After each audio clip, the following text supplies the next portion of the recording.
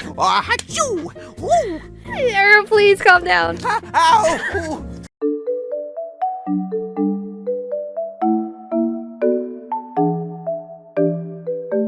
Hello, Aromas. This is Aromie here. Welcome back to Peachleaf Valley. We are here talking to Amelia about green-haired man. Huh? Green-haired? Yeah, see, I sort of ran into him in the forest path on the way to town. He had long green hair and was wearing some strange robes. I thought maybe he worked in town or something, but I haven't seen him again. Sorry. I've been living in this town my whole life, but I've never run into anyone that fits that description here. Ran into one of the spirits, did you? Fiona, you've seen him? Fiona's voice captures my attention as she walks towards me with her cane. Spirits? Our valley is home to much more than what you merely see on the surface. Inside of its forest, peaks, and waters lie many hidden secrets. It is said spirits of the earth, sky, and sea make their home here as well.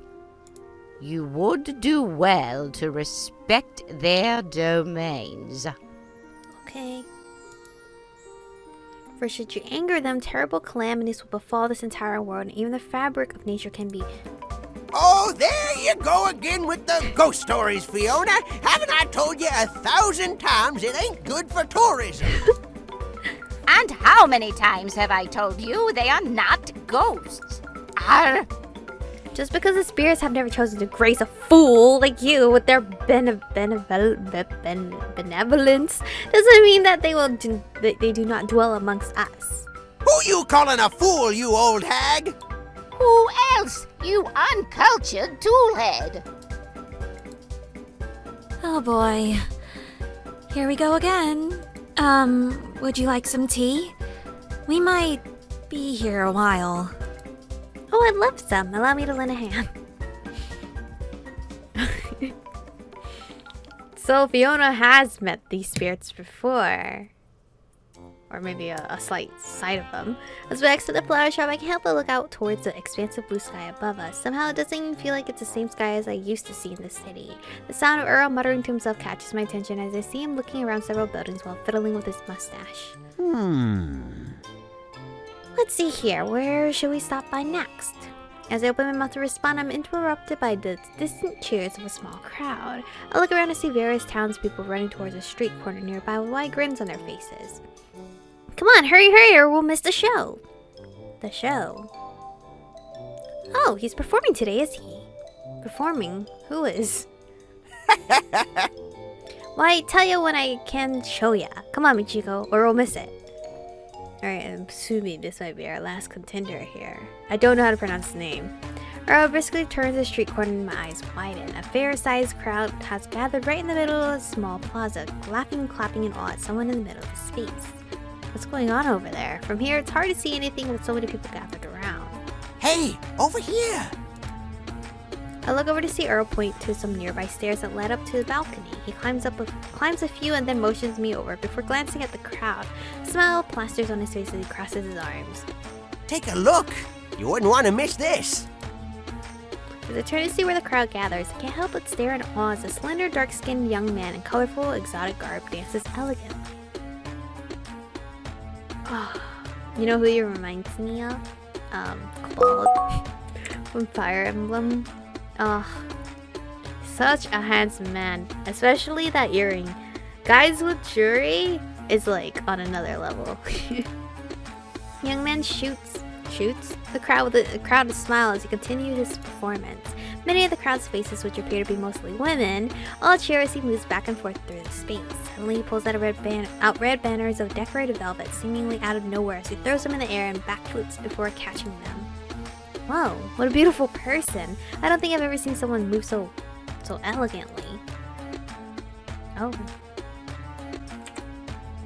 He's looking. He's looking out. The crowd cheers as he shows off more and more impressive dance moves, mixed with incredible acrobatics and magician-like tricks. I find myself slowly peering over the rails in excitement as I gaze down. At one point, the performer motions the crowd to step back before slowly arching his body and breathing out rose-colored fire from his mouth.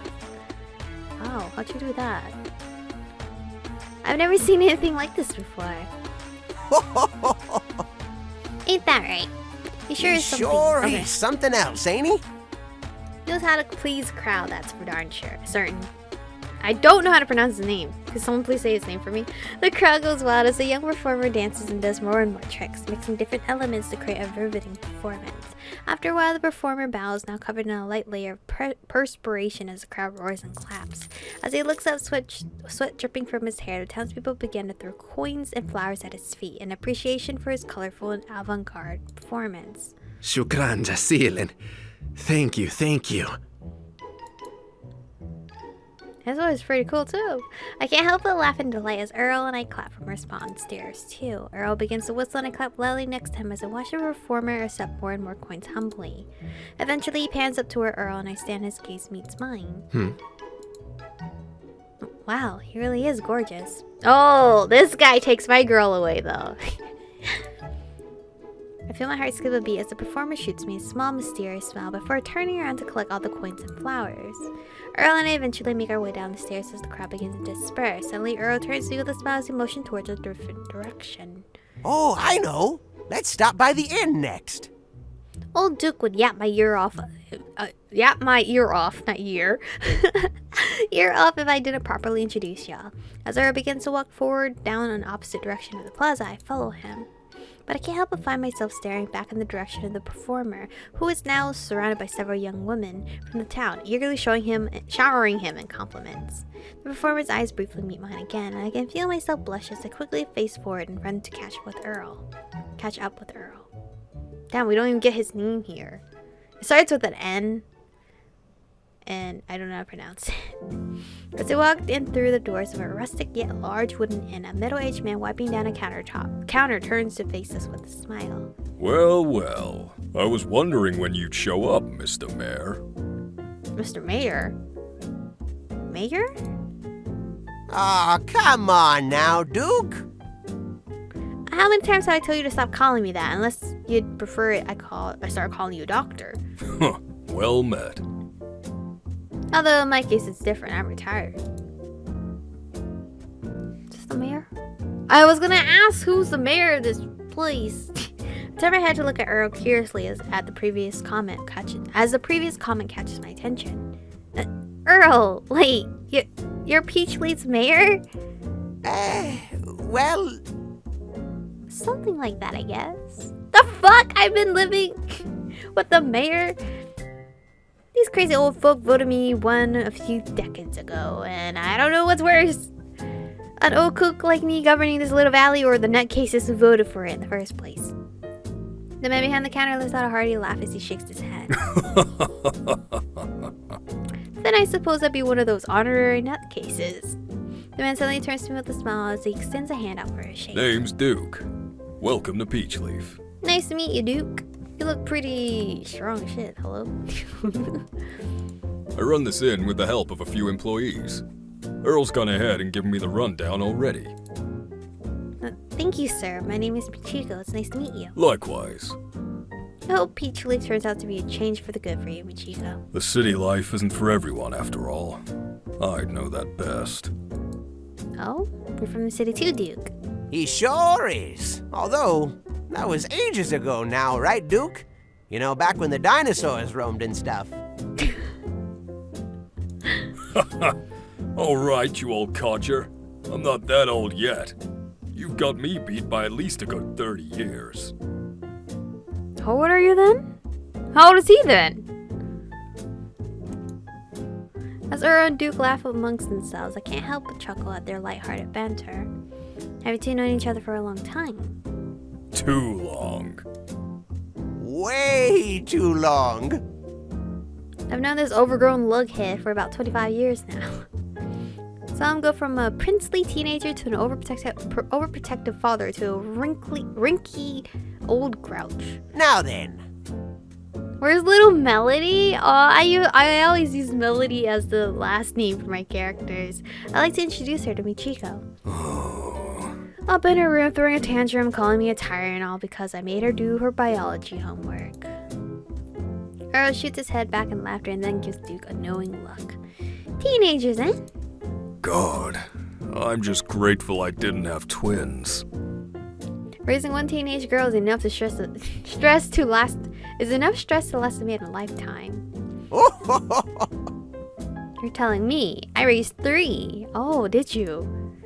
Suddenly their conversation interrupted at the sound of the front door opening. My eyes went at the young performer from before silently walks into the room carrying a giant load of neatly wrapped flowers. Ah, there you are, Naadim. Naadim. I was hoping to run into you. What a show that was. The young man named Naadim shoots Earl a kind smile as he walks over to us. Like I feel myself instinctively freeze up as he stands next to me and lightly bows his head at Earl. I thank you for taking the time to watch my performance, Earl. I hope it brought a smile to your face. If only I was 40 years younger, I'd be out there busting a move with you. Like a whoo, wah, or ha-choo, woo, Earl, please calm down. ow. Please calm down. We all instinctively approach Earl as he places a hand on his back, but he quickly gives us a sheepish grin. Duke sighs before shaking his head as Naadim tries to stifle a genuine laugh. Thank you, Earl. I appreciate your words. They bring me joy. Not as much joy as you bring to everyone in town with your performances, so thank you, Naadim. The honor and pleasure is all sincerely mine. Now, if you'll excuse me, I should be going. I must quickly find a vase of water for these beautiful flowers, lest they wilt before their time. Just before Naadim has a chance to escape, Earl quickly motions to me. Oh, before you go, Naadim, this is Michiko. She'll be living in our valley starting today. I'm taking her around to introduce her to our little town. Oh, I see. Please pardon my rudeness. I thought of you as merely a passing traveler, not as a new neighbor. Just as I'm about to open my mouth, Naadim shoots me a smile and bows his head at me. My name is Naadim. I am not originally from Peachleaf, but nonetheless, it is where my travels have taken me. Oh, so you're like a passing traveler? I hope this valley will become a place you will cherish on your own travels, as it has for me. Thank you. My name is Michiko. It's nice to meet you, Naadim. I saw your performance earlier with Earl. It was wonderful. You're so beautiful. Our first compliment to a guy. Naadim seems to blink unexpectedly at my blunt compliment, and I find myself going cherry-faced at my unexpected confession. The performance! The performance was beautiful. That is not to say you aren't beautiful too. Nadine's lips curve into an amused grin as he lets out another laugh. He smiles at me as he bows his head again. I am appreciative of your words. You are far too kind. First guy complimented, by the way.